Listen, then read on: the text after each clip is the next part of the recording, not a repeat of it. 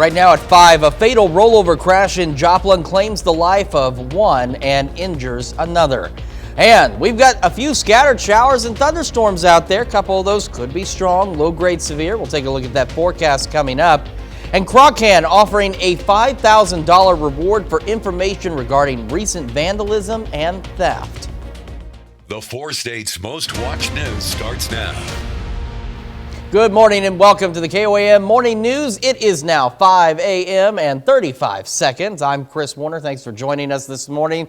We were lucky yesterday in terms of strong thunderstorm potential because we had just so much cloud cover and so much just rain that it really mitigated the severe threat, but we're still not quite done with the possibility of some strong severe thunderstorms. Let's take a look at Skywatch Storm Tracker.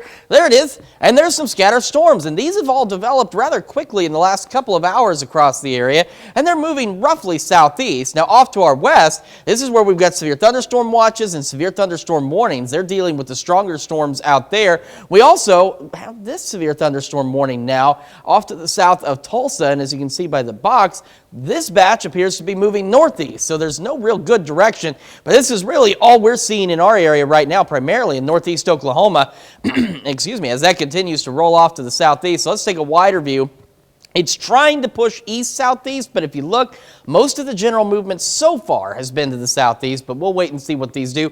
No strong or severe storms in our immediate area yet, but again, as the morning goes on, some of those could be strong, possibly low-grade severe with some small hail, maybe some gusty winds. By noon, we're pretty well done with showers. We could see a stray pop-up shower or two through the evening, but I think most of us are going to remain dry, and as a matter of fact, our evening and overnight looks pretty good, and then we'll head into Friday morning, and that's when we're going to see more chances for strong, possibly severe thunderstorms across the area, again with hail and wind being the primary risk. Now, these should clear out the first batch by about noon, and then we'll see the possibility of some scattered storms as we go through the afternoon and evening hours on our Friday. And then we'll see another batch overnight into Saturday morning of showers and thunderstorms, and some of those could potentially be strong, possibly severe. So let's look at today's threat. Very low tornado risk like yesterday. No areas highlighted. We have a low wind risk for some small hail and a broader risk for some gusty winds out there for us today.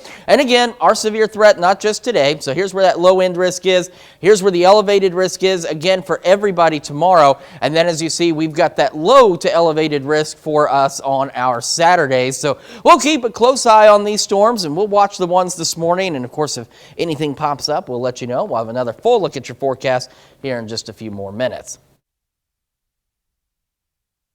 Joplin, a rollover crash in Joplin throws the driver from the vehicle. Authorities responded to an SUV crash at about 6:35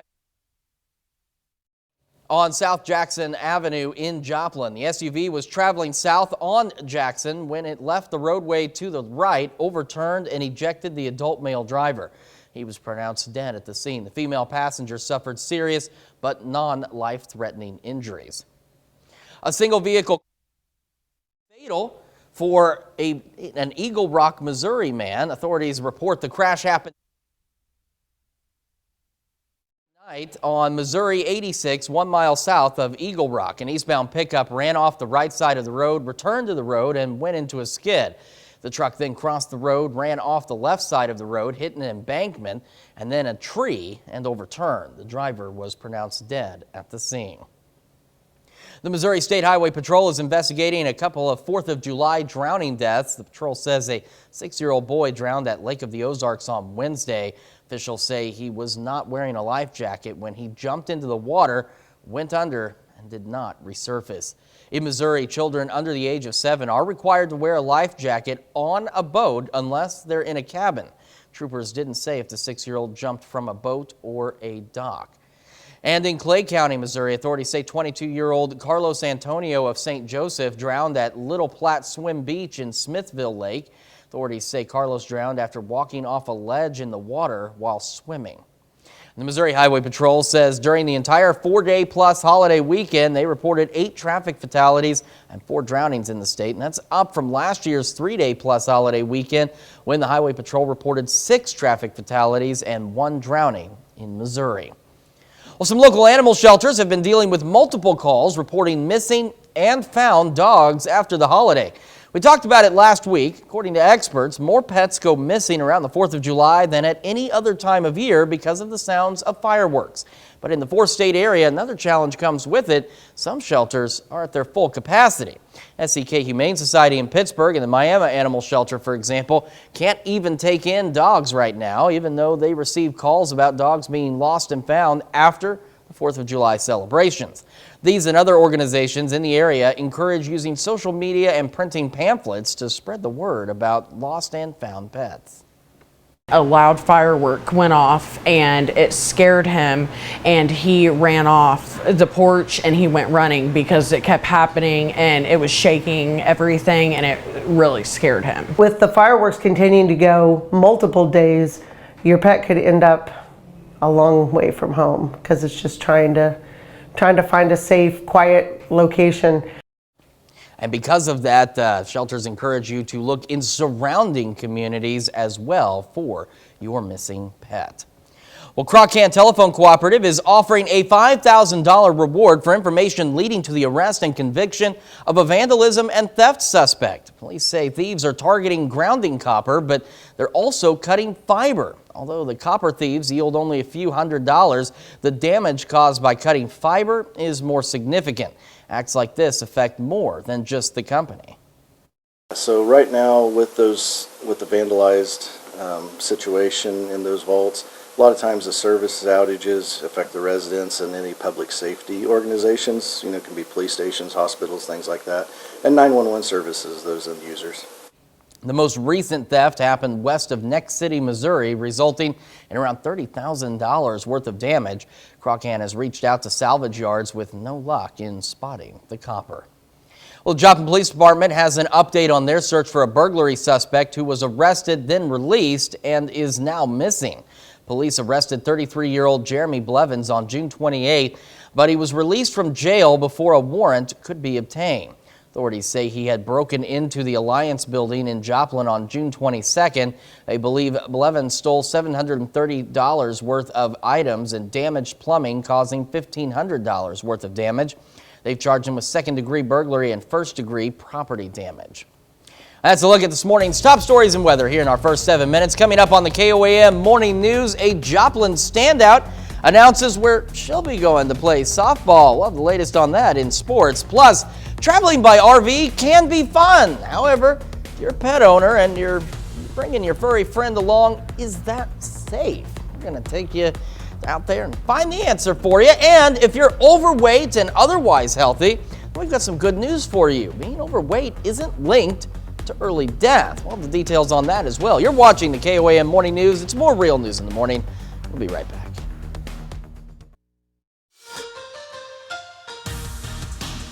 Well, it's hard to believe, but we're halfway through the Mink League season. Nevada Griffins have held their own this year, but as of recently, Nevada's lost 3 straight games. All of those losses coming from the Joplin Outlaws. So, last night, Nevada switches it up a little bit, and they pay a visit to Des Moines for the first time this season. In Game 1 of their doubleheader, the Griffins fall to the Peak Prospects 3-2. Griffins will look to split the doubleheader. They've had a late game number 2 in Des Moines. Northeastern Oklahoma A&M softball program hinted that they had a big commitment earlier in the week. During the middle of the 4th of July, Joplin High School's Jill McDaniel announced on Twitter that she will commit to Northeastern Oklahoma A&M. Jill McDaniel, out of Joplin High School, was a second-team All-District pitcher for the Joplin Eagles in the 2022 season. As a senior, McDaniel led the team in strikeouts as a starting pitcher for the team. McDaniel originally committed to Highland Community College, but reopened her recruitment in late June. Now McDaniels is expected to be on the Lady North softball team this fall. And the Big 12 Conference released their preseason All-Big 12 football team. Many of the names on the list are very familiar with Big 12 football fans all over the 4 states. Let's start with the offense. First up, Kansas Jayhawks quarterback Jalen Daniels, who was selected as All-Big 12 Offensive Player of the Year along with his QB selection. Then the rest of the list goes running back Devin Neal from KU, fullback Ben Sinnott out of K-State, wide receiver Brennan Presley out of Oklahoma State, and the offensive lineman Mike Nowitzki from Kansas and Cooper Beebe from K-State. Rounding up the list on offense is K-State's Phillip Brooks who made the list as a kick returner and punt returner. Now, let's go to the defensive side. Defensive lineman Ethan Downs out of Oklahoma, who shockingly is the only Sooner on this list. Then linebacker Colin Oliver out of Oklahoma State. Defensive backs Kobe Bryant from KU, Kobe Savage from K-State, and Kendall Daniels from Oklahoma State. Well, still to come, investigators in Canada get to finally close the books on a 1975 murder. And we got another check of that forecast and what Mother Nature has in store for us when the KOAM Morning News returns. Hero today.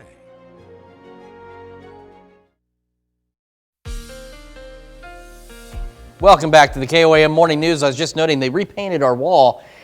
And unless you're really close to it, you can't tell. But when you get close to this thing, you can tell. It smells very fresh. I like it, though. Let's take a look outside. 20th and range line, MoDOT camera there. We're looking all right so far. Here's the Skywatch storm tracker. We've got those scattered thunderstorms in northeast Oklahoma. Severe thunderstorm watches and warnings well out to our west. These are moving southeast. All of this activity is moving primarily to the south and east.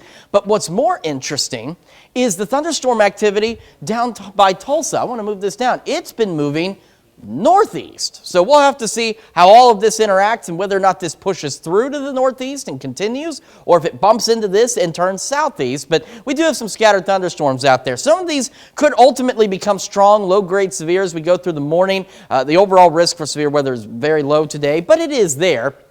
And then once that clears out, a stray shower or two possible this evening, but I think most of us are going to remain dry. We're going to clear out. We have a pretty pleasant evening ahead of us. And then we go into Friday morning. We see another round of showers and thunderstorms across the area. And these could be strong, possibly severe. We get that first batch out of here. And then we'll have these scattered showers and thunderstorms through Friday. And we'll go into Friday night, into Saturday morning, and we get another round of showers and thunderstorms out there as well, which could be strong, possibly low-grade severe. Today's risks, very low tornado risk, no areas highlighted. We have a low-end hail risk for some of us, for some small hail and maybe some gusty winds out there. And we'll take a look down the road at our severe threat as well. We've got the low-end risk today, elevated risk for all of us tomorrow as of right now, and then we have a low to elevated risk for us on our Saturday as well. All right, MoDOT camera, we took a look at it. It's looking good. Same from the KDOT camera at 69 and East 520th Avenue. And as we look at our camera, 7th and range line, we've got cloudy skies, not reporting sky conditions right now in Joplin, but I can tell you I've seen it's cloudy. 68, dew point humidity up there. We've got the thunderstorm activity in the area. We got 69 in Pittsburgh, 67 Fort Scott, 71 Chanute, Neodesha, and Sedan, and 69 Chetopa, Miami, 68 Neosho and Carthage. So what happens as our morning gets started? Well, we'll have some scattered thunderstorm chances. We start to warm up, and this is another interesting side. If you're getting the rain, it's similar to yesterday. You're probably going to stay in the 80s, low 80s. If you're not getting any rain this morning, you may make it up into the upper 80s out there. So a fairly wide range on highs for today. And then again, as we head into this evening, we start to clear out. We have a great night ahead of us before we see additional thunderstorm chances tomorrow. And we'll go into the upper 60s. We're going to hang on to the 80s a little longer. Got a nice weekend. More thunderstorm chances, though, but some much-needed rain out there. Temperatures do start to warm up next week with some additional pop-up storm chances Tuesday and Wednesday. Well, traveling by RV is a popular pastime, but how do you safely do it while your pet is with you? Well, Erica Finke finds out what devices are available to make sure your pet can comfortably and safely travel with you. Elkhart, Indiana, dubbed the RV capital of the world, produces roughly 85% of North America's RVs. Alliance RV, one of the many recreational vehicle makers in the area, says RVs are pet-friendly, but that every model has its limits.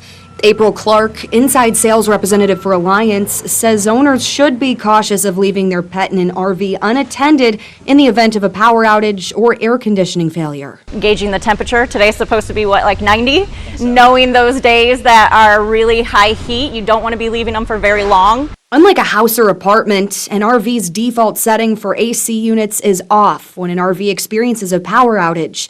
That means it doesn't take long for the temperature to rise inside an RV. Pet and RV owner Olivia Dobbins agrees that if someone with animals plans on stepping out of their rig, they should take extra precaution. Take them whenever you can. I wouldn't leave them for more than a few hours in an RV by themselves. And if they are, check on them thoroughly, have cameras or whatnot to make sure that they're okay. Currently, there are no safety features designed specifically for pets in most RV models. Few products are available to remotely monitor the inside temperatures of an RV. Most depend on Wi-Fi or are only effective with a certain radius. According to Alliance, if RV owners want additional pet-friendly features to come standard, they'll first have to speak up. So if customers more and more are saying this is necessary, we need this, then I feel like the industry will listen. Other manufacturers outside of the RV industry will listen. It's just a matter of need.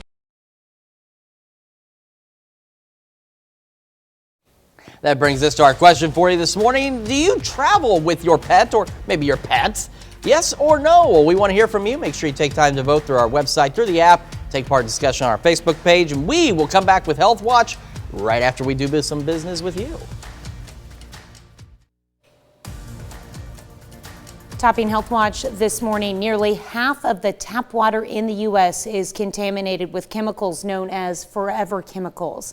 Scientists collected water samples directly from taps at 716 private wells and public sources. Based on their findings, they estimate at least one forever chemical would be detected in 45% of U.S. drinking water samples. There are more than 12,000 types of such chemicals. The number of people drinking contaminated water may be even higher than what the study found. That's because the researchers were not able to test for all of the PFA chemicals, which are considered dangerous to human health. We'll have more on this story in our 7 o'clock show. Clinical overuse of marijuana is linked to a variety of complications after major elective surgery, and that's according to a University of Texas Health Science Center study. Complications include blood clots, stroke, breathing difficulties, kidney issues, and death. Previous studies found smoking marijuana impacts blood flow to the brain and body, contributes to airway blockages, and raises blood pressure and heart rate, which can make recovery from surgery more difficult. The study's authors say their findings complement previous studies that identified associations between cannabis use disorders and surgery complications. Well, being statistically overweight but otherwise healthy does not lead to an early death. Researchers looked at data gathered from 1999 to 2018 on over 554,000 non-pregnant Americans older than age 20. The data was collected by the National Health Interview Survey. They also looked at the 2019 U.S. National Death Index. They found body mass index, or BMI, which measures a person's body fat based on height and weight, is a poor indicator of mortality risk. However, being overweight may add to the risk of developing a chronic disease, which can lead to serious health problems and death. And while the link between cholesterol and heart disease is well known, new research shows a possible connection to Alzheimer's. A new study published in the journal Neurology Wednesday shows a strong correlation between fluctuating cholesterol levels and dementia. Researchers say patients whose lipid levels fluctuate a lot, up and down, over a 5-year period, have a 19% higher risk of Alzheimer's. Using this information, doctors may be able to use routine screenings for cholesterol and triglyceride levels to help prevent dementia going forward. Well, as a person ages, health experts say it may be harder to remember names or find words. Multitasking may become more difficult, and paying attention may not be as easy. But a new report from the AARP highlights 6 ways to reduce your risk of cognitive decline. Mandy Gaither has more on how to keep your brain healthy as you get older. No matter your age, taking care of your brain is critical to overall health. Cognitive decline is not inevitable as you age, and in fact, there are things you can do to maintain your brain health as you age. A new AARP report says there are 6 ways to help protect your brain: getting quality sleep, managing stress, staying active. What's good for your body is good for your brain. People think about exercise for their muscles, but your brain is just like that. You have to keep it engaged and moving. Eating healthy, being social, and engaging your brain can also help keep it healthy, but the organization says maintaining brain health is easier for some than others. If you live in a community where safety is an issue or you don't have sidewalks, it's harder to exercise. Access to places like parks and recreation help you be social. But if you don't have those opportunities, or if you are economically disadvantaged, it's a lot harder for you to just say, oh, let's go out and exercise if you're working 2 or 3 jobs. The report says technology and platforms like social media can help spread awareness about the importance of keeping brains sharp. If communities, employers, and healthcare providers are talking about brain health and making you more aware and remembering that there are things you can do, then it makes it easier for you to sustain it. The National Institutes of Health says despite changes in the brain that come with age, older adults can still do things like learn new skills, add to their vocabulary, and form new memories. NIH says there's increasing evidence that the brain can adapt and change, allowing people to take on new challenges and tasks as they age. That's a look at some of today's top health stories. You're watching the KOAM Morning News. And we've got a few scattered thunderstorms out there for some of us this morning. Some of these could end up becoming strong, maybe low-grade severe. We'll take another look at that forecast when we come back. Right now at 5:30, with summer comes summer camps. We take you to the Spiva Center where they're hosting a clay camp. And we've got ourselves a few thunderstorms out there across the area. We'll take a look at that full forecast coming up. And the Spiva Center for the Arts may be hosting a clay camp, but they're also hosting a camp where kids can make castles. The 4 states' most watched news starts now. Good morning and welcome to the KOAM Morning News. It is 5:31. I'm Tanya Bach. I'm Chris Warner. So as I mentioned, we've got a few scattered thunderstorms out there. So far, no strong or severe storms in our area. We do have a low wind risk of maybe a strong or low grade severe thunderstorm as we head through the day. So what we are going to do is I'm going to find out why this isn't working. There we go. Now we're going to take a look at the Skywatch Storm Tracker. I only hit the button 20 times and it just did not want to show us the Skywatch Storm Tracker, but there it is. We've got some of those scattered storms stretching into parts of far western southeast Kansas here and back through northeastern Oklahoma. And you can see getting some lightning strikes on some of this activity. We look out to the west. This is where the stronger and or severe activity is. We've got warnings well out in the western part of Oklahoma and severe thunderstorm watches up to just west of Ponca City. That activity is continuing to push off to the southeast. This is what, again, we have locally. Some lightning strikes starting to pop up, and we've got a few even in McDonald and Benton counties out there.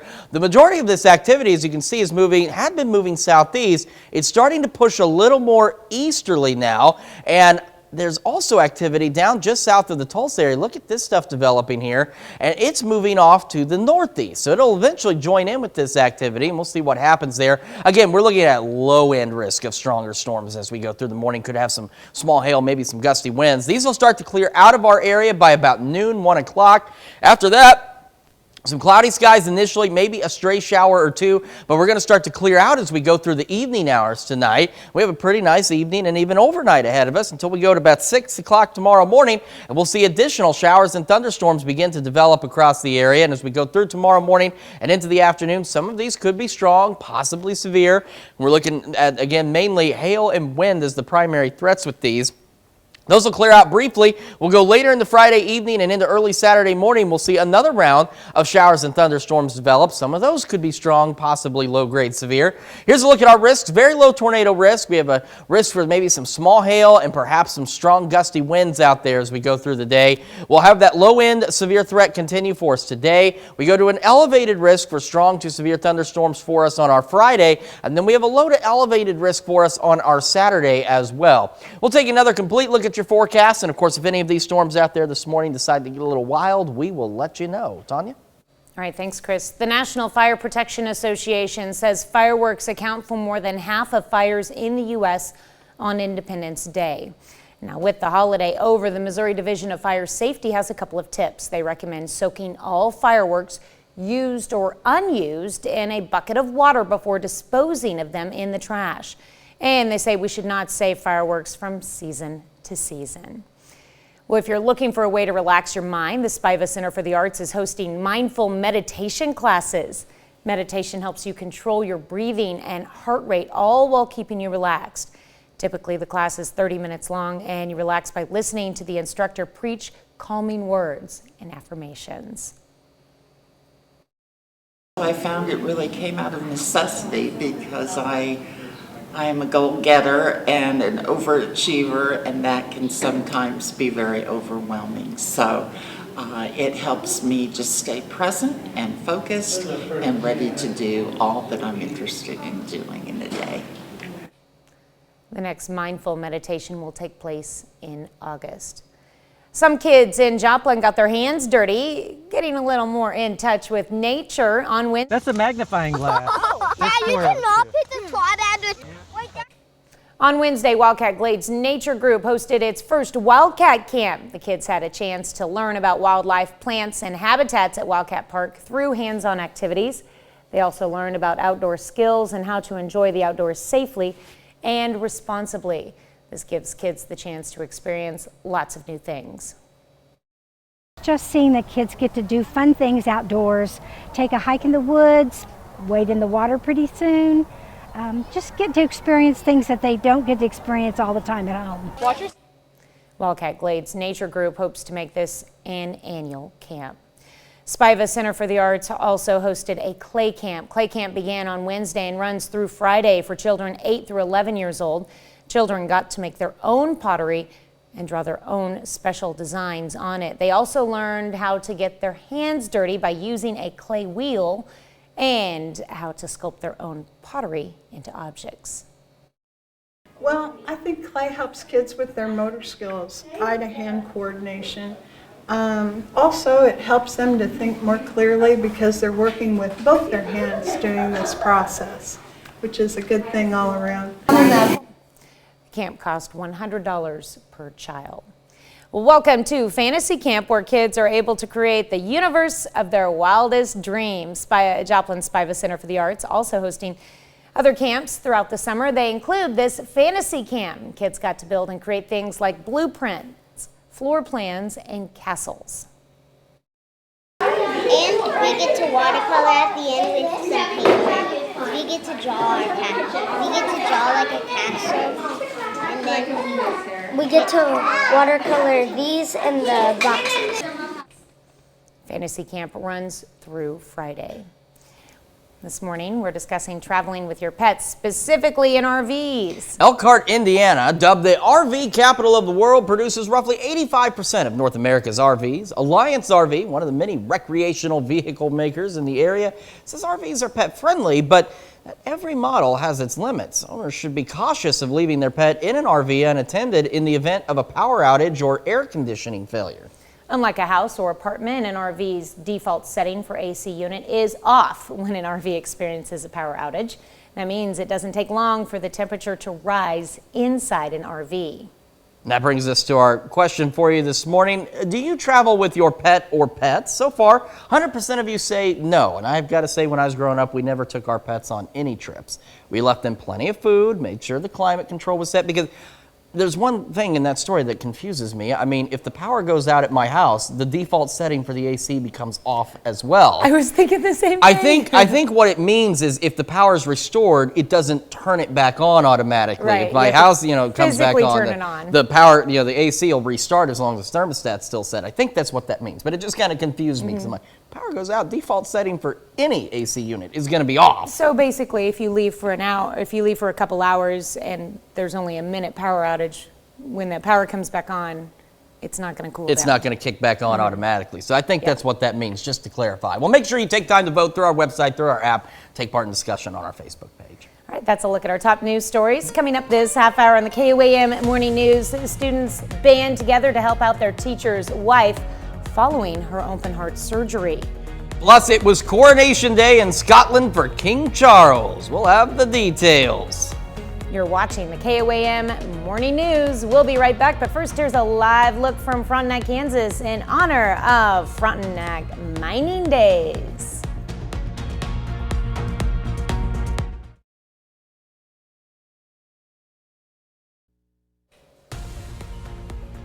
Topping World Watch, Mexican authorities make another arrest in the deadly kidnapping of 4 Americans in Matamoros, Mexico earlier this year.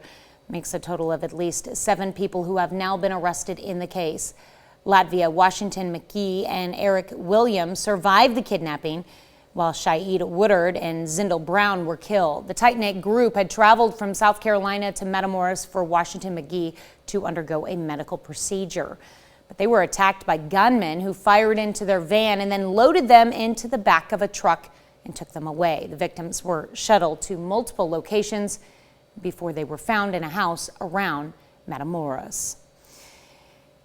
King Charles III was in Edinburgh, where he was set to receive the Scottish Crown Jewels. The event is in celebration of Royal Week and the King's coronation earlier this year, as the royal procession arrived at St. Giles Cathedral on Wednesday. Not everyone welcomed them, though.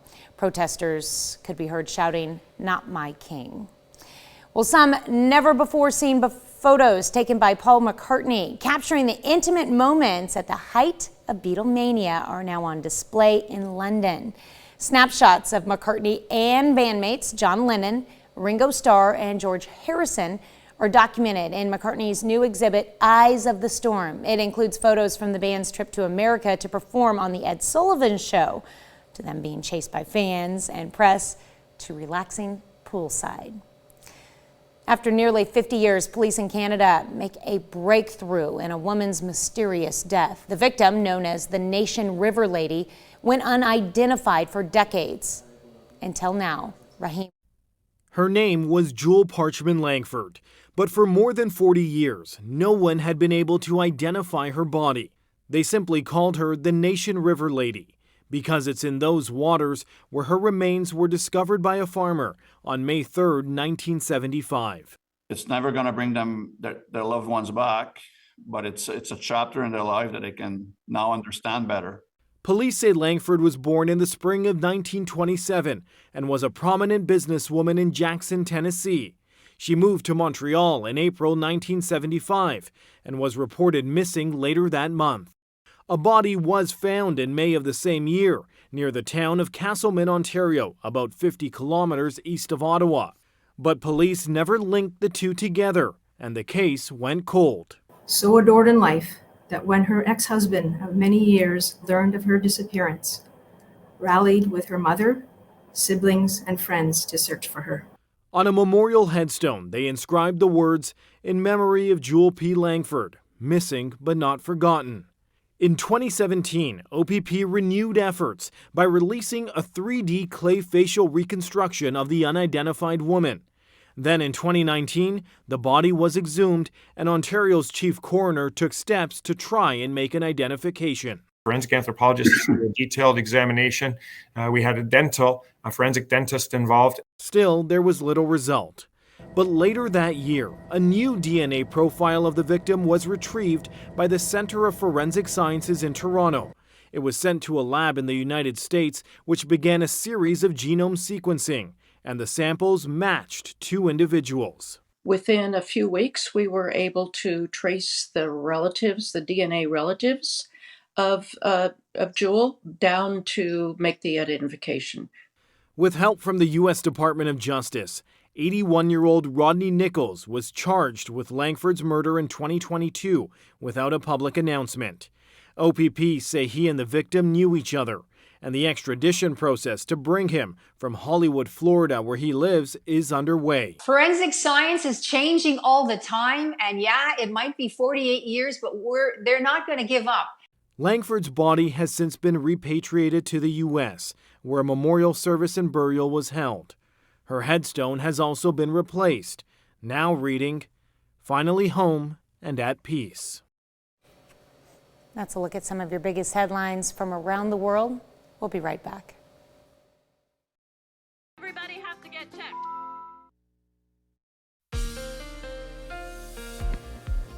Welcome back to the KOAM Morning News. 5:47 now on this Thursday morning. And we've got scattered thunderstorms out there across the area, which is great news because we do need this rain. And we're going to take a look now down to our southwest where we still have that severe thunderstorm watch. It's now confined a little more to west central Oklahoma with these severe thunderstorms rolling through, now pushing through the Elk City area. In our area, no stronger severe thunderstorms at this point. We could see a stray strong storm or two as the morning progresses. The majority of this activity initially moving to the southeast, now starting, if you look in the last maybe half hour or so, starting to try and push a little more easterly. And we've got activity down around the Tulsa area that's lifting northeast and will eventually run into this activity. So we'll see if it either plows through and continues off to the northeast, or if it joins this batch and moving off to the east-southeast. But again, right now, our severe threat for today is relatively low. These storms will eventually exit the area by this afternoon. We could see a stray lingering shower or two as we head into the evening, but I think most of us will be dry and we'll be dealing with clear skies. It won't be until early tomorrow morning and we'll start to see another round of showers and thunderstorms, and these could be strong, possibly severe, and we'll have scattered storms throughout our Friday, and then we'll see additional showers and thunderstorms later into the overnight hours from Friday into Saturday, and again, those could be strong, possibly severe. So there's that low end risk for some small hail and maybe some gusty winds out there for us today. We again have an elevated risk for the entire area tomorrow for strong to severe thunderstorms, so we'll keep an eye on that for you, and then we've got that low end risk, low to elevated for us on Saturday. MoDOT camera looks great, same from the KDOT camera and our camera at 7th and Rangeline. It is cloudy out there. 68 in Joplin, northeast breeze at 3, humidity and dew point up there just because it's so darn humid around the area with the showers around the area. 67 Iola, Fort Scott. We've got 69 Chetopa, 68 Miami, and 68 in Neosho. And a quick look down the road. We're looking at highs today anywhere from the low to upper 80s, depending on how much cloud cover and rain you see. We go upper 80s tomorrow, 80s hang on with us through the weekend. We'll start to warm up next week with additional pop-up storm chances Tuesday and Wednesday.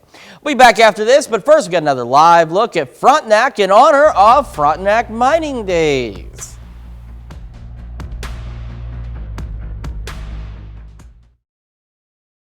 Storm Tracker today. Right now.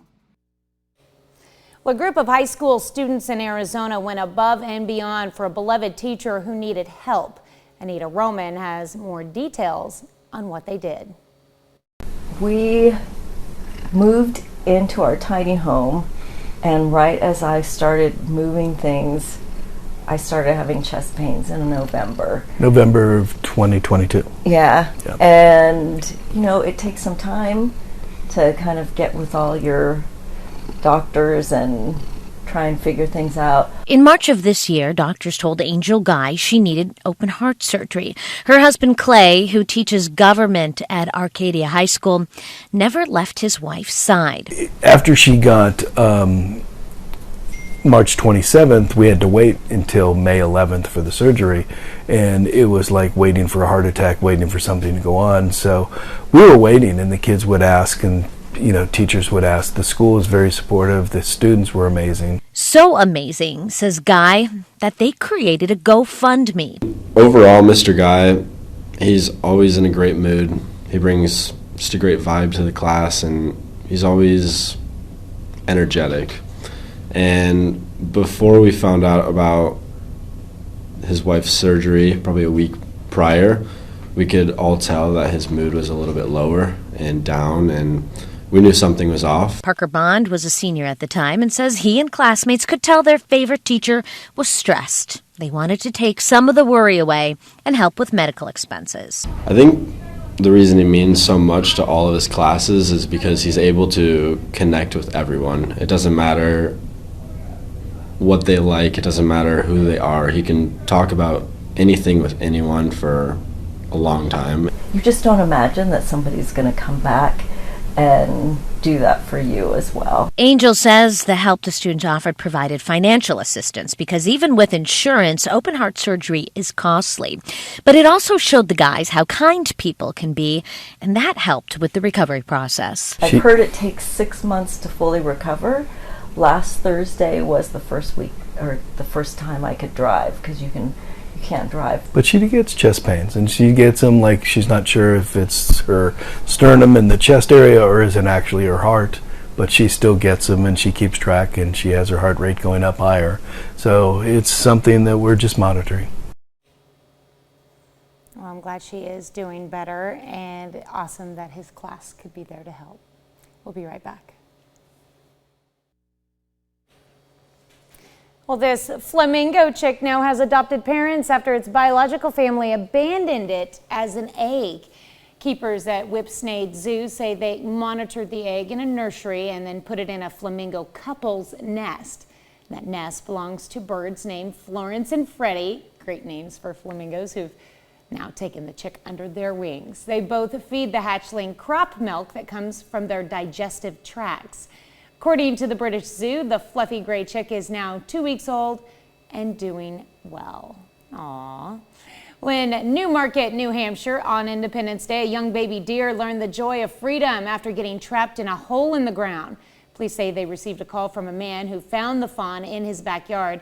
Animal appeared to have fallen in the hole and was stuck under a rock. No word on how long it had been there. Police said the fawn did not seem to be hurt, but it wasn't able to get out on its own. An officer dug around the fawn, eventually freeing it. The fawn then ran off to reunite with its mother.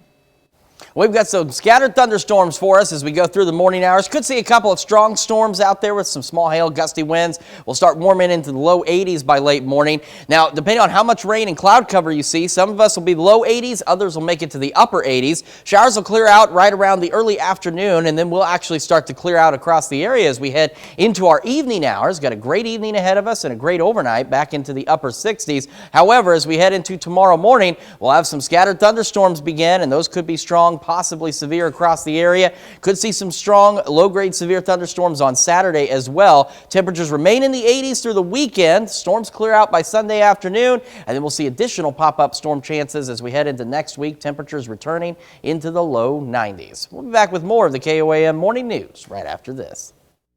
Join the battle against veteran suicide. Right now at 6, the Joplin Police Major Crash Team investigates a rollover crash. They say speed and alcohol played factors in.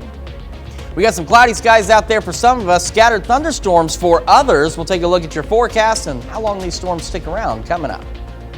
And it's the season for stillness. The Spiva Center for the Arts opens its doors to host a mindful meditation class for members of the community.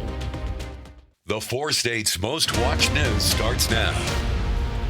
Good morning and welcome to the KOAM Morning News. I'm Tanya Bach. I'm Chris Warner. Just after 6 o'clock now on this Thursday morning, we've got some scattered thunderstorms out there for some of us, others just getting some of the cloud cover off of that. If we take a look at the Skywatch Storm Tracker, we can show you where those scattered thunderstorms are. As you can see, parts of southeast Kansas, northeastern Oklahoma, even clipping right around the southwest city area in McDonald County and back into Benton County in northwest Arkansas, but the majority of this activity off to our southwest. Now, the severe weather, staying well to our west. In west central Oklahoma, where they've got that severe thunderstorm watch and some severe thunderstorm warnings. Here in our area, we just have these thunderstorms out there. And they are, so far, not strong, not severe, just bringing us some much-needed rainfalls. We look out and take a wider view of everything. You can see where the majority of this activity is moving kind of an east-southeast, but then we've got activity down around the Tulsa area that is moving off to the north-northeast. So we're going to see what exactly happens when these two meet together, if they are going to continue and push northeast or if they're going to continue on their easterly track. We do have a low-end risk for a couple of strong storms today. We'll take a look at that in just a moment, but that risk is relatively low. Showers will start to clear out as we hit about the between noon and 2. Could see a stray shower or two out there this evening, but I think most of us are going to remain dry. We're going to clear out, and our evening and even overnight look great. It's going to be tomorrow morning when we see another round of showers and thunderstorms roll through. Some of these could be strong, possibly severe. Then we'll have scattered thunderstorms with us throughout our Friday, and then another batch of storms will move in later in the evening Friday into the overnight hours. And again, those could be strong, possibly severe across the area. So for today, very low tornado threat, no areas highlighted. Could see some small hail and perhaps some gusty winds out there. And then we go into our our Friday rather, and we've got that elevated risk for strong to severe thunderstorms across the entire area, and then a low to elevated risk for us on Saturday. Nice view from the MoDOT camera at 20th and Rangeline. KDOT camera at 520th and 69 looks good as well. Our camera at 7th and Rangeline showing an absolutely beautiful sunrise out there, sitting at 68 in Joplin with partly cloudy skies. And across the region, temperatures not too bad to start. 68 Pittsburgh, 71 Neodesha Independence Sedan, 70 Chanute Parsons, 69 Miami and Chatopa, and 68 in Neosho. Again, we'll have those scattered thunderstorms. So far, nothing crazy out there, but if they do pick up a bit, we will let you know. We'll have another full look at your forecast here in a few more minutes. Tanya? All right, thanks, Chris. A single vehicle crash turns fatal for an Eagle Rock, Missouri man. Authorities report the crash happened near 6 p.m. Wednesday night on Missouri 86, 1 mile south of Eagle Rock. An eastbound pickup ran off the right side of the road, returned to the road, and went into a skid. The truck then crossed the road, ran off the left side of the road, hit an embankment, and then a tree and overturned. The driver was pronounced dead at the scene. Rollover crash in Joplin throws the driver from the vehicle. Authorities responded to an SUV crash at about 6:35 Wednesday night on South Jackson Road in Joplin. SUV was traveling south on South Jackson when it left the roadway to the right, overturned, and ejected the adult male driver. He was pronounced dead at the scene. The female passenger suffered serious but not life-threatening injuries. One Kansas communication company wants information into recent thefts and vandalisms. KOAM Telephone Cooperative is offering a $5,000 reward for information leading to the arrest and conviction of a vandalism and theft suspect. Police say thieves are targeting grounding copper, but they're also cutting fiber, which poses a risk to 911 services. Although the copper thefts yield only a few $100s, the damage caused by cutting fiber is more significant. We did create a system on the back side of ours so we can tell right when services are dropped, and those services, once they drop, we will then contact the law, and hopefully within a short amount of time they will be responding to those locations. The most recent theft happened west of Next City, Missouri, resulting in around $30,000 worth of damage. KOAM has reached out to salvage yards with no luck in spotting the copper. Joplin Police Department issues an update on its search for a burglary suspect who was arrested, then released, and is now missing. Police arrested 33-year-old Jeremy Blevins on June 28th, but he was released from jail before a warrant could be obtained.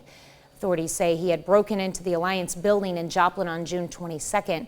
They believe Blevins stole $730 worth of items and damaged plumbing, causing $1,500 worth of damage. They've charged him with second-degree burglary and first-degree property damage. Right now, there are still questions into how a powdery substance that was later determined to be cocaine got into the White House. It was discovered in an area frequented by visitors on Sunday, causing a temporary lockdown. The president has been briefed on the situation, and as Jared Hill reports, a full review is underway.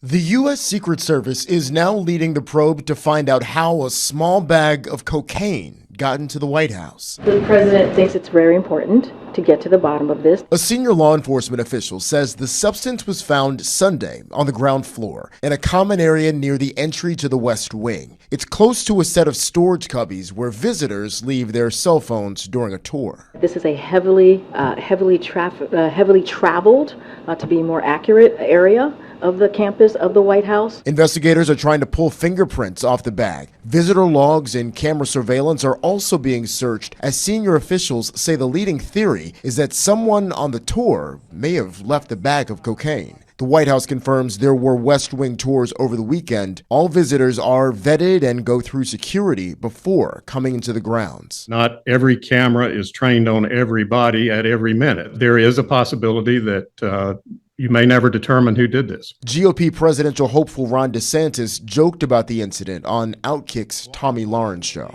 I think a lot of us have believed that the Biden administration's been blowing it on a lot of fronts, but I guess it's a little bit more literal than even I had thought. The White House says staffers and Secret Service detailees are all subject to rigorous drug testing.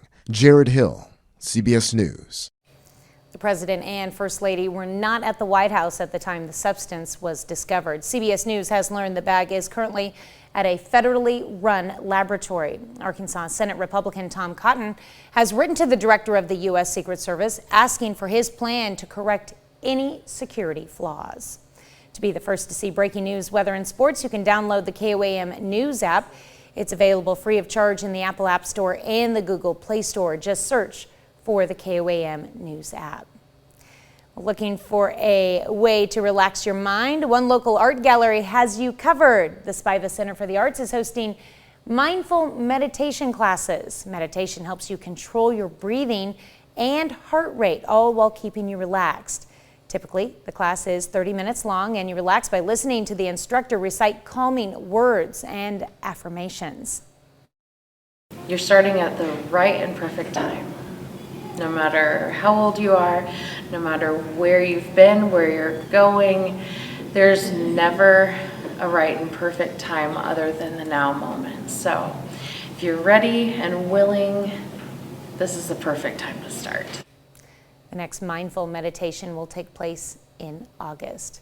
That's a look at this morning's top stories and weather in our first 7 minutes. Coming up on the KOAM Morning News, as the U.S. military struggles to meet its recruiting goals, the Army takes up a different approach by giving some potential recruits a second chance to serve their country.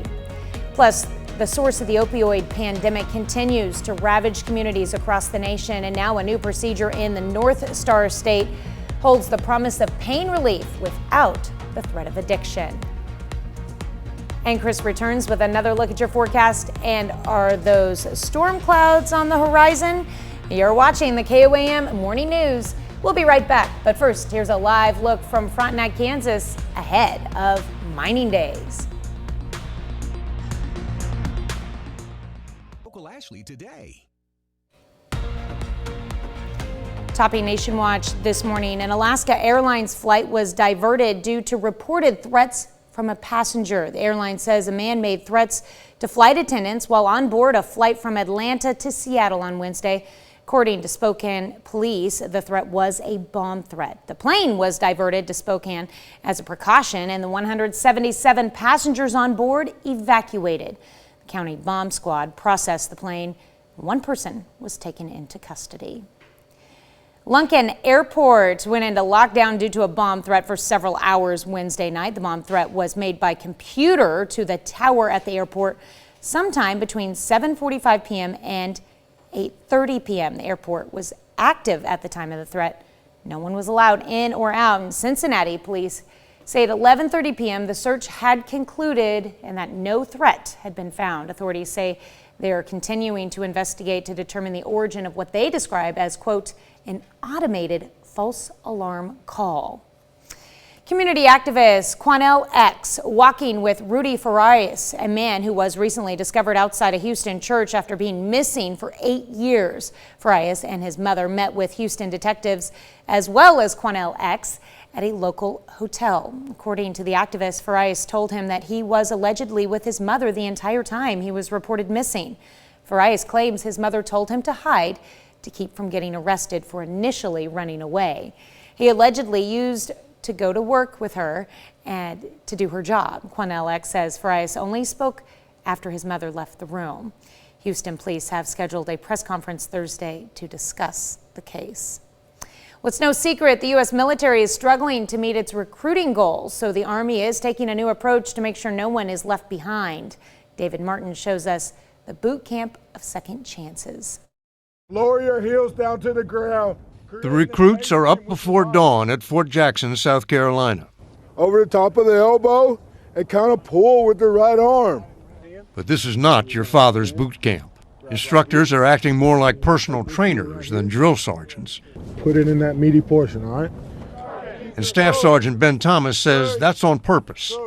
Yes, we are treating them a little differently. We also want to instill some of the discipline in them by not necessarily by yelling or screaming at them. Ready, stretch! This is prep camp for young men and women who want to join the Army but can't meet the body fat limits. They came to Fort Jackson to lose weight and qualify for the real boot camp. It's not the break them down and build them back up approach.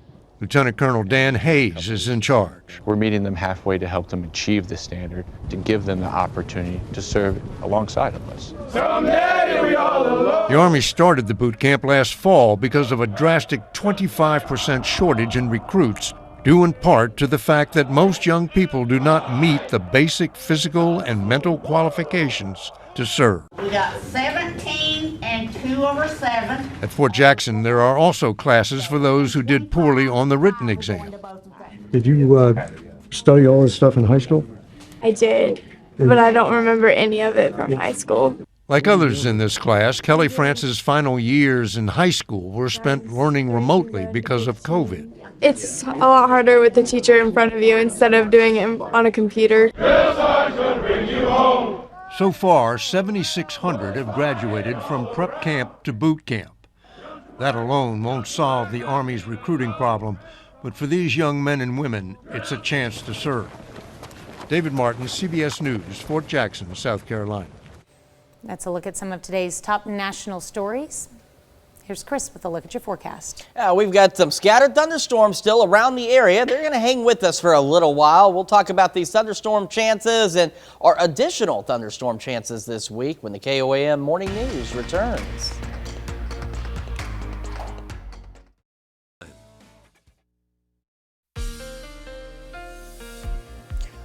Welcome back to the KOAM Morning News, 6:18 now on this Thursday morning, and here's a look at those scattered thunderstorms across the area.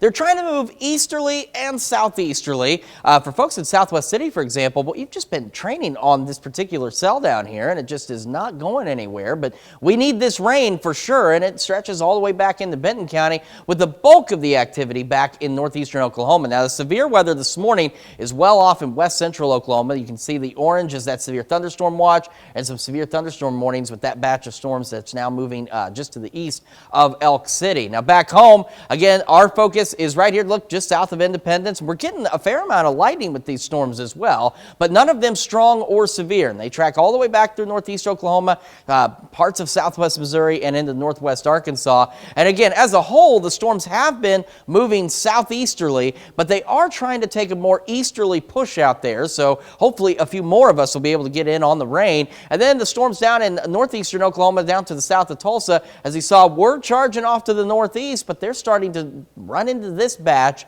in our neck of the woods, and that's starting to push them a little more easterly across the area. We do have the possibility of a couple of strong storms. We'll talk about that in a moment. This morning, showers and storms clear out by about 1, 2 o'clock. Could see a stray shower or two out there this evening, but I think most of us dry and will begin to clear out, and we've got a great evening and even a pretty decent overnight ahead of us. And then we go into Friday morning, we'll see another round of showers and thunderstorms. Some of these could be strong, low grade, severe, and then we'll deal with scattered thunderstorms throughout our Friday, and some of these could be strong, possibly severe, with another batch of storms late Friday night into the overnight hours and into early Saturday morning as well. And again, those could be strong, possibly severe. As for today, very low hail or tornado risk. There's no areas highlighted. Got a low end hail risk across the area for some small hail and maybe some gusty winds as well. We have an elevated risk for strong to severe thunderstorms for all of us as we head into our Friday. And then we see that low to elevated risk as we head into our Saturday as well. MoDOT camera 20th and range line. We've got some sun, we've got some clouds, and we've got the same from the KDOT camera at 69 and East 520th Avenue. Here's a broader view. There's that sunrise looking great, but as you can see, we're also dealing with quite a few clouds out there. We're at 68 in Joplin. Dew point and humidity both up there with all the activity in the region. Temperatures around the area, not too bad. We've got 67 Fort Scott, Lamar, 68 Pittsburgh, 70 Chanute, Yates Center, Parsons, 69 Chatopa, Miami, 68 Neosho, and 71 down in Anderson. So we got that chance for some scattered thunderstorms through the morning, temperatures reaching the low 80s. And then for those of us that are getting more rain, more cloud cover, you'll probably see highs topping out in the low 80s. But for others of us, we may make it up into the upper 80s today. Again, we've got a great evening ahead of us. We'll start to clear out, staying warm. Temperatures back into the low or upper 60s, low 70s under mostly clear skies. We'll deal with the thunderstorms again Friday, Saturday, and into Sunday morning.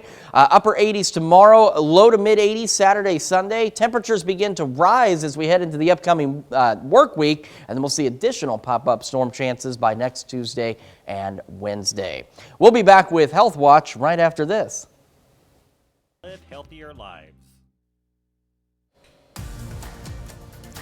Topping Health Watch this morning, having a successful career, relationships, and finances could lower your risk from dying from cardiovascular disease. A study of 500,000 people published in JAMA Network Open found a person's well-being is linked to their mortality from heart disease. Financial and community well-being were the biggest factors that improved outcomes. In addition to being good for your heart, regular exercise may also be good for your brain, but not getting enough sleep can negate that second benefit. A study by University College London found people who were physically active but slept less than 6 hours were just as likely to experience cognitive decline as people who did not exercise at all. Doctors say sleeping 6 to 8 hours a night is ideal. Well, taking care of your teeth may also be good for your gray matter. A study published in Neurology indicates that patients with gum disease and tooth loss are more likely to have brain shrinkage, which can play a role in memory problems and Alzheimer's disease. Researchers found that for people with even mild gum disease, for every one tooth loss, the increase in rate of brain shrinkage equals nearly 1 year of brain aging. Well, the first of its kind study is giving some people relief from debilitating leg and back pain without the use of opioids. Doctors in Minnesota are testing an innovative new electrical stimulation procedure to help patients with long-term chronic pain. Derek James has the story. In an instant, Went to go grab a gallon of milk out of the backseat of the car and was not able to stand back up again. Dawn Roots Houston became one of the more than 51 million Americans suffering from chronic pain. Pain in the back was there, and it's stiff and it's sore and it crunches, but the pain would shoot down my legs. It's what caused the 53-year-old to leave her job as a gas station manager, where she was on her feet for more than 10 hours a day. As soon as I got home, I didn't do my yard work, I didn't do my flowers. I just wanted to be sitting down with my legs up and just not moving. Roots Houston tried and explored many back and leg pain remedies before turning to microscopic spine surgery. 13 months later, her pain returned. When a nerve has been impinged and sending pain signals for that many years, it's a sign that probably there's some scar tissue built up in the nerve. And even when you free it with sort of classic surgery, the nerve isn't sort of going to behave perfectly afterward. Neurosurgeon Dr. Rohan Lal suggested Roots Houston take part in a clinical trial at mHealth Fairview of the world's first double infusion transplant, a procedure that does not require any narcotic pain treatment. Unfortunately, I know a lot of people that get hooked on that stuff, and that was not a route I wanted to go to. She opted for the new integrated solution developed by Minnesota-based Synerfuse and the University of Minnesota. What we're doing is both fixing this instability in the spine, freeing and decompressing the nerves, and then placing electrical leads onto the nerves, which send a subtle electrical signal to limit the nerve pain and back pain that patients feel even after a successful surgery. Game changer. That's how Roots Houston describes the procedure over a year later. Now, if she has pain, she can adjust the stimulation of her neuromodulation device using her cell phone. As I tell my family and friends, don't mess with my buttons because I'm always on. So, a year ago, would you be able to go for a walk like this in the park? I might be able to go for a small walk, but I would not be standing upright like this. I would be limping and hunched. More recently, she's gotten back to a favorite summer pastime that the pain once made impossible. I love riding my motorcycle, and that is something that I've gotten back into again. Dawn is one of 11 patients who've had the surgery. The new procedure is being tested in other patients around the country. But pain experts say it is still a few years away from being available to all patients, but it's giving a lot of people hope in the meantime. That's a look at some of today's top health stories. You're watching the KOAM Morning News. And we've still got those scattered thunderstorms. They're not moving too much, but they are trying to move an east-southeasterly direction out there. A lot of the activity really confined to northeastern Oklahoma, but parts of southeast Kansas getting in on it as well. No strong or severe thunderstorms with any of this. We'll take another complete look at your forecast when the KOAM Morning News returns. Sushi. Right now at 6:30, one of the largest utility providers in Kansas wants to raise electric rates. How much will that mean for you? And we've got a few scattered thunderstorms out there this morning. We could see a few more as the morning progresses. We'll take a look at that forecast coming up. And area kids had a chance to get down and dirty for some good, clean fun as the Wildcat Glades Nature Group hosted its first ever Wildcat Camp. The four states' most watched news starts now.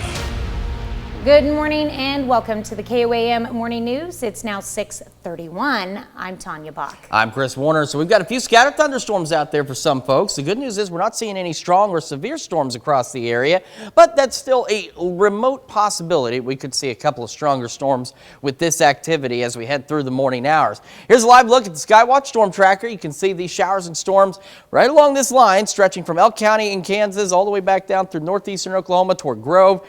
Southwest City in southwest Missouri, and then down toward Bentonville in northwest Arkansas. All behind it, more scattered showers and thunderstorms.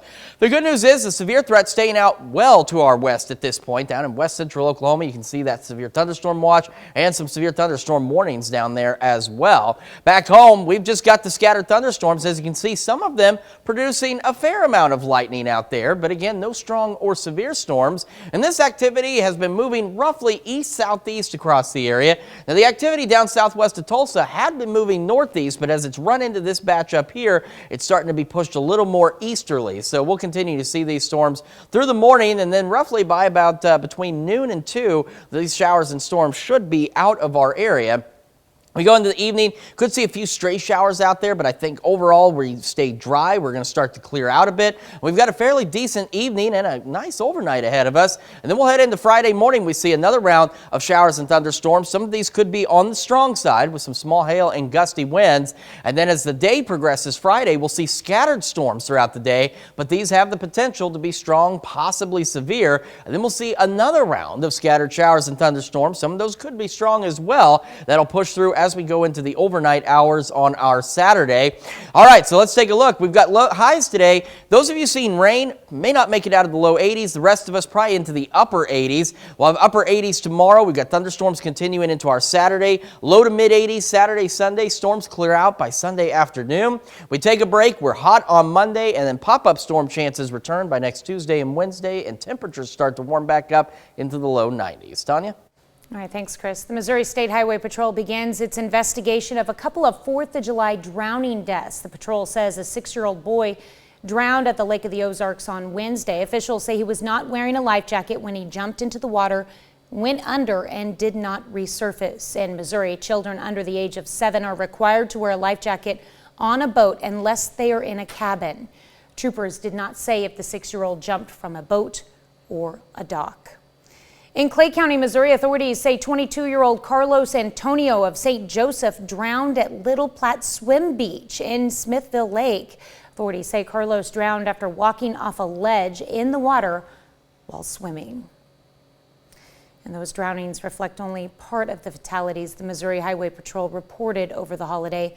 MHP says during the entire 4-day-plus holiday weekend, they reported 8 traffic fatalities and 4 drownings in the state. That's up from last year's 3-day-plus holiday weekend when the Highway Patrol reported 6 traffic fatalities and 1 drowning in Missouri. The National Fire Protection Association says fireworks account for more than half of fires in the U.S. on an Independence Day. Now, with the holiday over, the Missouri Division of Fire Safety has a couple of tips. They recommend soaking all fireworks, used or unused, in a bucket of water before disposing of them in the trash. And they say we should not save fireworks from season to season. As KOAM recently reported, one of the largest utility providers in Kansas wants to raise electric rates. If approved, more than 1 million Evergy customers in cities including Pittsburgh, Parsons, Topeka, and Wichita could see their bills increase by nearly $15 per month. Alex Jurgens looks into the reasons behind the request and how you can provide feedback before a decision is made. Everything just keeps getting higher and higher. Linda Dalton has heard from her neighbors that have experienced their gas bills increase. I want to know exactly how much electricity we use each month, and the most recent ones have been about $75. So anytime there's talk of electric rates going up, Linda feels a price hike could be hard. I feel worse about those elderly seniors that really are on a fixed income, and another $15 added to their electric bill is going to be a lot for them. Monday, Evergy customers received this notification about a proposal to raise rates. Evergy's latest proposal would cost the average household an extra $14 to $15 per month. David Nickel with the Citizens Utility Ratepayer Board says the hike is related to the Westar Energy and KC Power and Light merger from 5 years ago. We are always concerned as advocates for residential and small commercial ratepayers. Nickel says that CURB aims to keep rates low despite this hike. We've got a number of experts that we've hired in this case, and we're in the process of evaluating this rate increase from stem to stern. The state has to approve the increase first. The Kansas Corporation Commission will hold 3 public hearings around Kansas this month, though none will be in our viewing area. You can also submit your feedback about the proposal through the KCC website. Well, some kids in Joplin got in touch with nature and got their hands dirty in the process. Wildcat Glades Nature Group hosted its first Wildcat Camp. Kids had the chance to learn about wildlife, plants, and habitats at Wildcat Park through hands-on activities. They also learned about outdoor skills and how to enjoy the outdoors safely and responsibly. To some, nature is more exciting than playing with technology. It's time to put our cell phones down and get away from our computers and spend some time in the out of doors and just get to know the world around us. You know, kids don't learn to take care of things unless they get to experience it or have a part of it, and that's what we hope to give them, some experiences and some taking part in that during this week. Wildcat Glades Nature Group hopes to make this an annual camp. And Joplin's Spiva Center for the Arts gets in on the summer camp action as well. Clay Camp began on Wednesday and runs through Friday for children 8 through 11 years old. Children got to make their own pottery and draw their own special designs on it. They also learned how to get their hands dirty, as if they didn't know already, by using a clay wheel, and how to sculpt their pottery into objects. I made those bowls and then ornaments and then this thing. The camp cost $100 per child. Spiva also helps kids build a world of pure imagination. Welcome to Fantasy Camp, where kids are able to create the universe of their wildest dreams. Kiddos got to build and create things like blueprints, floor plans, and castles. Fantasy Camp is pretty much using your imagination. We're going to use a little bit of the Middle Ages, Renaissance era, and we're going to mix into it the fairies and the mermaids and the different things that you would think of. And tomorrow we're going to be making a dragon that's a puppet. Fantasy Camp runs through Friday. That's a look at our top news stories. Coming up this half hour in the KOAM Morning News, the war of words between the heads of 2 of the biggest tech companies in the world heats up as Meta prepares to unveil what some are calling a Twitter killer. Plus, we've got those scattered thunderstorms across the area and others just dealing with some cloudy skies this morning. We'll talk about that forecast when we come back. Plus, we're going to show you this live look from Frontenac in honor of Frontenac Mining Days. We'll be right back.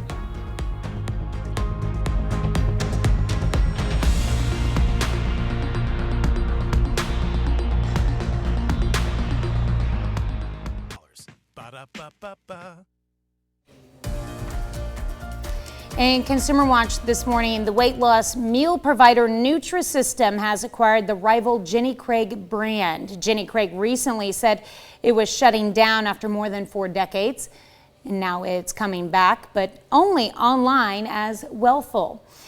It's planning a relaunch this fall. Weight loss companies have struggled in recent years with the rise of drugs that often contribute to weight loss.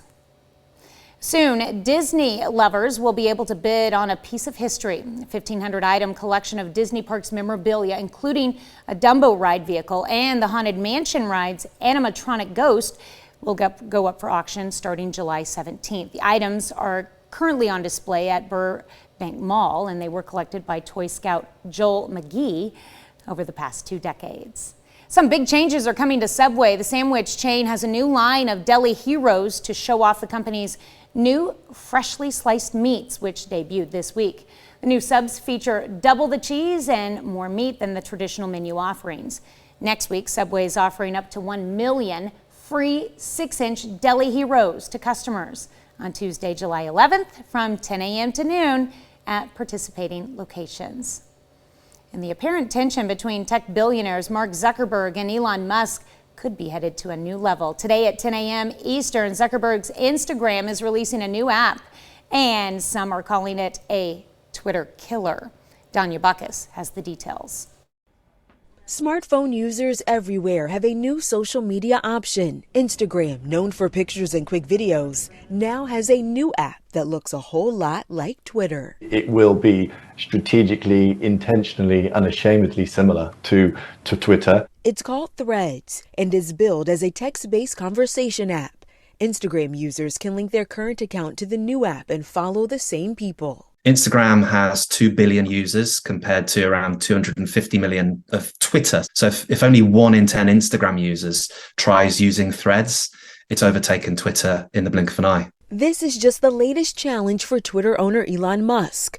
There's already competition from Blue Sky, a new app launched by Twitter's inventor and former CEO Jack Dorsey. Musk is also facing backlash for his latest decision to limit the number of tweets users can see. Since Elon Musk took over, the system itself isn't working as well as it should. Just over the weekend, we saw Twitter go down and then limits put in place for users so that it doesn't break the servers again. Instagram is part of Meta.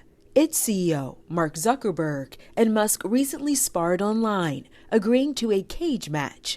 While that fight hasn't come to fruition, the virtual one seems to be escalating. We'll soon see if the Threads app just throws a jab at Twitter's business or a knockout blow. Danya Backus, CBS News, Los Angeles. That's it for Consumer Watch. Here's Chris with another look at your forecast. Yeah, we've still got those scattered showers and thunderstorms pushing through the area. They're trying to slowly move off to the east-southeast across the area, so some of us getting some much-needed rainfall out there. We'll have another full look at your forecast in just a moment, and we have now made it past the hump. And you know what that means. It's almost time to celebrate some birthdays and anniversaries. They're coming up after the break, but before we do that, why don't we head up to New York City and see what's happening on CBS Mornings. I'm Nate Burleson. Coming up on CBS Mornings, Oscar nominee Stephanie Hsu talks about her career, her new movie Joyride, and her love of farming. That's coming up on CBS Mornings. All right, time for some birthdays here in the 4 states on this Thursday morning. We're beginning with Holly Dreiling, turning 45 in Oswego. Happy birthday, Holly. Happy birthday, Holly, and a happy birthday going out to Terry Thompson, who's now 63 years old and looking great in Pittsburgh. And I got a little note here that says, stop by the PSU Student Health Office and wish her a very happy birthday. All right, over in Joplin, we've got Stephen Allen Sr. celebrating number 67, and it says, love you, Darlene. Happy birthday, Stephen. Aww. Dean Burrows turning 86 years old this year. Love the patriotic shirt, too. Happy birthday, Dean. And Pauline Schartz turning 100 years young in Great Bend, Kansas. She's got a sister, Joanne, in Chetopa, and several nieces and nephews here in the KOAM viewing area. Happy birthday, Pauline. Schartz is my mother's maiden name, so I wonder if I might be related to her somehow. Let's see, Elmer Thorne, our very own KOAM marketing consultant, celebrating a very special birthday today. Hope you have a great one, Elmer. And last but not least, we've got Amber Alford celebrating a birthday in Galena. Happy birthday, Amber. All right, that list still not as long as we'd like it to be. Tanya, how can they help us make it a little longer? All they have to do is send us their birthdays and anniversary information to this email, birthdays with an S at KOAMnewsnow.com. And of course, while you're on our website, make sure you take time to sign up for the KOAM Birthday Club. You get special deals from local businesses. You also get a special birthday message from your friends here at KOAM. So head over to KOAMnewsnow.com and sign up for that KOAM Birthday Club today. All right, let's take a look at the Skywatch Storm Tracker. Got those scattered showers and thunderstorms still almost in the same area, but believe it or not, they are moving ever so slowly. We've got the severe weather back off to our southwest. No more warnings down here, but still that severe thunderstorm watch remaining for parts of west central Oklahoma. Back home again, this line now stretching from Howard to Independence back down toward Veneta Grove, still over Southwest City and just to the north of Bentonville. No strong or severe thunderstorms with this activity, and even though it doesn't seem like it through the morning, it has been moving ever so slightly to the east-southeast across the area. If you watch, you can see where it's moving southeast at times, and you see where it's trying to move easterly at times. So a few more of us will probably get in on at least a few showers and thunderstorms out there. And all of this is expected to clear out between about noon and 2 today. And then we'll start to clear out as well. A stray shower or two possible this evening, but I think the majority of us are dry. We've got a pretty pleasant evening ahead of us and a pretty pleasant overnight. Then we go into early tomorrow morning, and here comes more showers and thunderstorms. Now this is remnants of activity later today expected up in northwestern Kansas. So some of this could be strong out there. there. And then as we go into our Friday, we'll see scattered thunderstorms throughout the day. And even though they'll be scattered, these could be strong, possibly severe across the area, with some large hail and damaging winds the primary threat. And then we'll get another more organized batch as we go into the overnight hours from Friday night into Saturday morning as well. So for today, very low tornado risk. We've got a risk for maybe some small hail out there and maybe some gusty winds. And this is really for the storms that we could see as we head into early tomorrow morning. Then for the rest of our Friday, we've got an elevated risk for strong to severe storms across the entire area. And then we have a low to elevated risk for some stronger storms as we head into our Saturday. MoDOT camera 20th and Range Line looking good so far. Same from the KDOT camera at 69 and East 520th Avenue, just south of Pittsburgh, Kansas. And from our camera at 7th and Range Line, we got some sunshine trying to get through. We've got these cloudy skies as well. We got 68 in Joplin, dew point humidity up there, so it feels a little muggy out there, and that's just because we're surrounded by rain, but no rain in Joplin yet. 68 Pittsburgh, 66 Iola, 70s Neodesha, Chanute, Parsons, 71 Chatopa, 70 Miami, and 68 in Neosho. So again, as we get our morning started, we'll see a few of those scattered thunderstorms persisting through the morning, and we'll start to make it into the low 80s for some of us as we head toward around 11 a.m. We're going to have another check of your forecast for the rest of the day, the week ahead, and the news you need to know when the KOAM Morning News returns.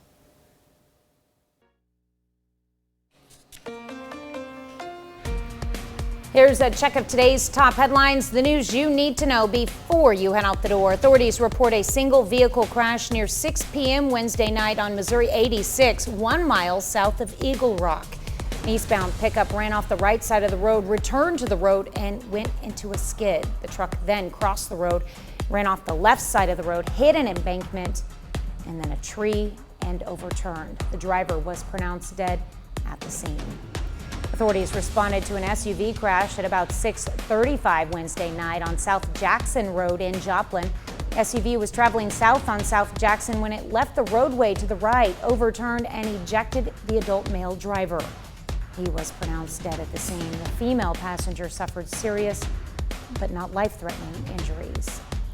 Missouri State Highway Patrol investigates the drowning death of a 6-year-old boy at the Lake of the Ozarks. Officials say he was not wearing a life jacket when he jumped into the water, went under, and did not resurface.